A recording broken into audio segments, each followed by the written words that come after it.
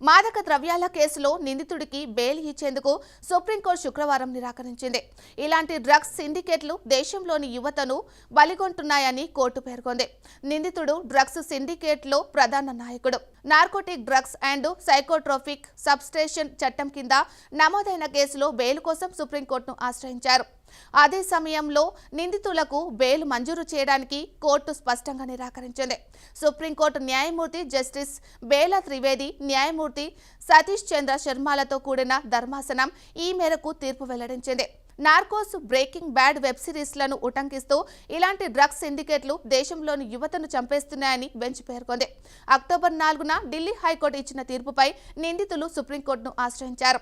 సుప్రీంకోర్టులో నిందితుడి తరపు న్యాయవాది వాదిస్తూ వ్యక్తి సమాజానికి ఎటువంటి ముఖ్యమైన ముప్పును కలిగించలేదని వాదించారు. అందుకే ఆయన అరెస్ట్ అన్యాయమన్నారు. అదే సమయంలో సమస్య తీవ్రత, సంక్లిష్టతను హైలైట్ చేయడానికి బెంచ్ 2 ప్రసిద్ధ వెబ్ సిరీస్ నార్కోస్, బ్రేకింగ్ బ్యాడ్లను ఉదాహరించింది. మీరు నార్కోస్ ని చూసారా అని నిందితుడు లాయర్ను కోర్టు ప్రశ్నించింది. డ్రగ్స్ విషయంలో చాలా బలమైన సిండికేట్ ప్రమేయం ఉంది. సిండికేట్ కు సంబంధించిన వాళ్ళు చాలా అరుదుగా అరెస్ట్ అవుతున్నారని అంటూ వ్యాఖ్యానించింది కోర్టు.